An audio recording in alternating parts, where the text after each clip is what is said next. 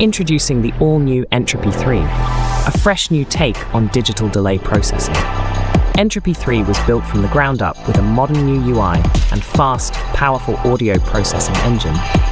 New features include a stereo width control on the feedback loop and up to 8 times oversampling.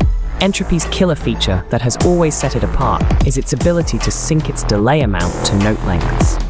In version 3, the delay length parameters have been modified to allow up to 2 entire measures of delay when in sync mode. This allows for almost unlimited creative possibilities.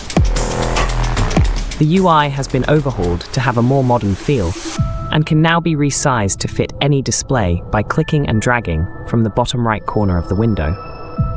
Previous versions of Entropy have featured a demo version with intermittent white noise, but we are very excited to announce that with this release, Entropy 3's demo version is completely usable for free with restricted features.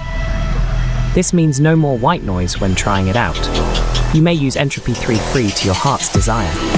Entropy 3 is available in VST, Audio Unit, LV2, and AAX formats and is supported on macOS, Windows, and Linux. To purchase Entropy 3 today, please head over to cutthroughrecordings.com. We look forward to seeing you.